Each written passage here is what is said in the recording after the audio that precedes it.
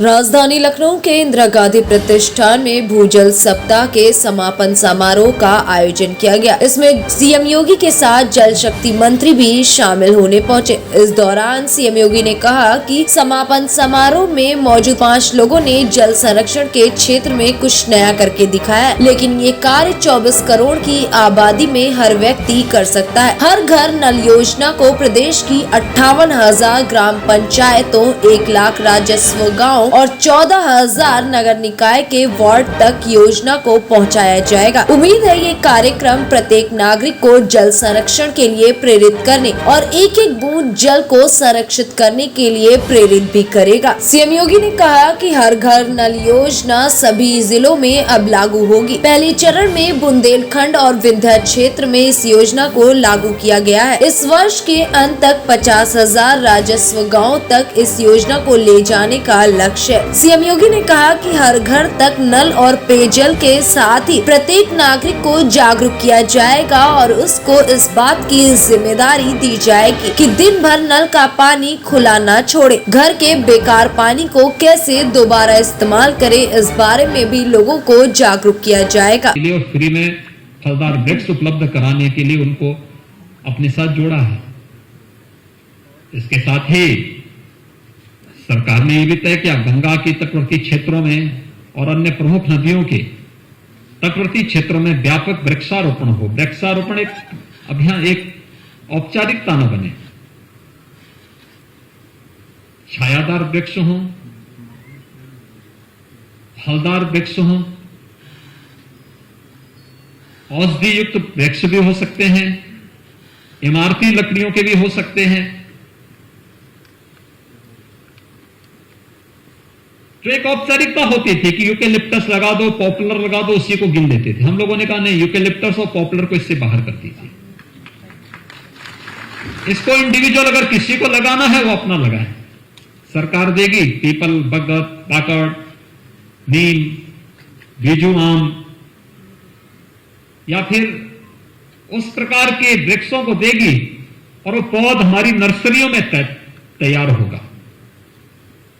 हमें पहले वर्ष, दूसरे वर्ष अन्य नर्सरियों से पौधे खरीदने पड़े थे। शेष जितना भी पौध हमारे पास आई वह शासकीय नर्सरियों में हम लोगों ने 35 करोड़ तक तैयार की और व्यापक पैमाने पे उसको हम लोगों ने किसानों को, विद्यार्थियों को, अलग अलग विभागों को भी वितरित किया। संरक्षण की व्यवस्था भी की।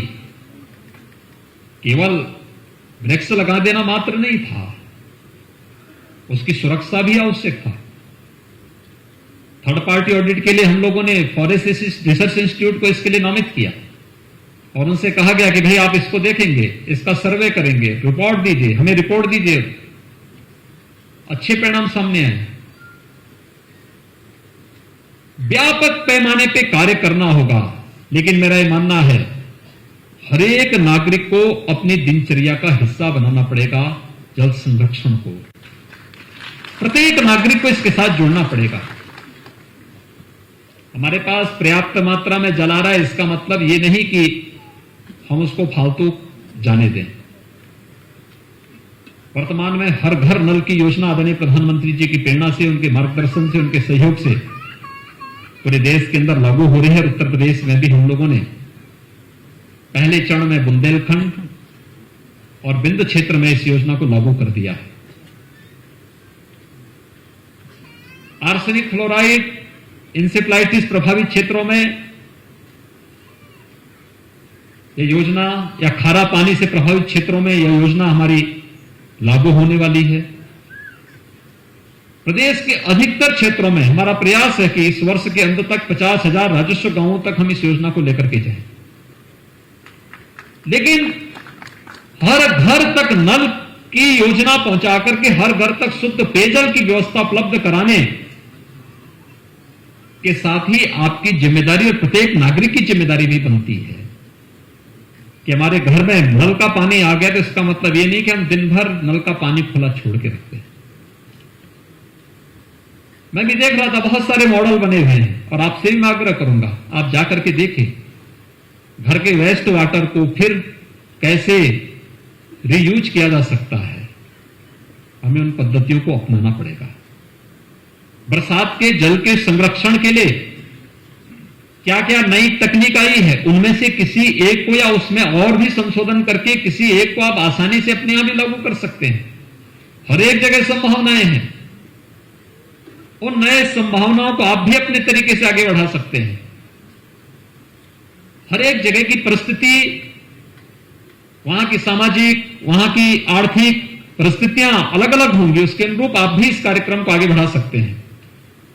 और मुझे लगता है अगर ये कार्यक्रम आपका आगे बढ़ेगा तो हम लोग, जब तक गंगा मैया की, यमुना मैया की कृपा है, प्रदेश के अंदर पर्याप्त मात्रा में जल संसाधन हमारे पास मौजूद है, ये सभी कृपा जब तक हम पर बनी हुई है, तब तक उत्तर प्रदेश देश का समृद्धतम राज्यों की ओर अग्रसर होने की दिशा में जो कदम बढ़ा रहा है वो सफलतापूर्वक आगे चलेगा। वो स्थिति हमारे सामने आज अभी नहीं, जो आज जो चुनौती राजस्थान के सामने है, कुछ अन्य राज्यों के सामने है। एक एक बाल्टी पानी के लिए लोग तरसते हैं।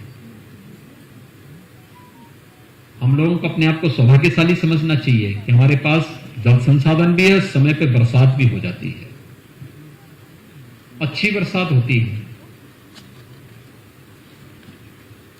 लेकिन यह दुरुपयोग करने के लिए नहीं, उसका संरक्षण करने के लिए हमें बेहतर उपाय करने होंगे।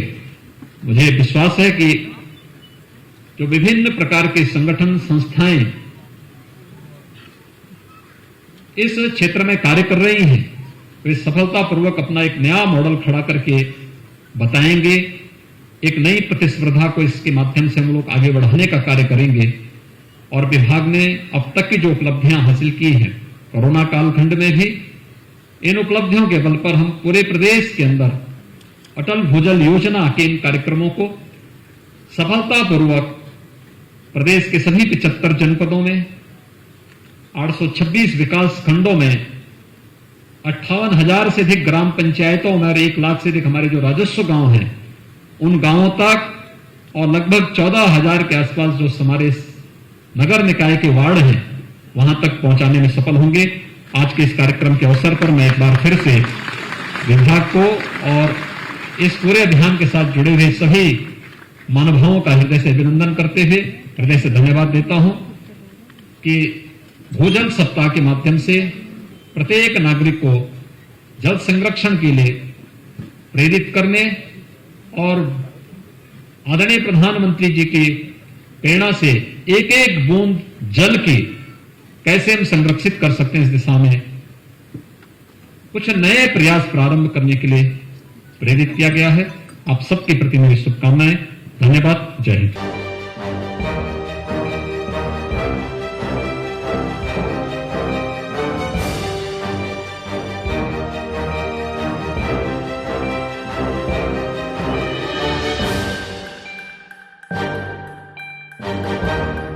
फिलहाल इस खबर में बस इतना ही।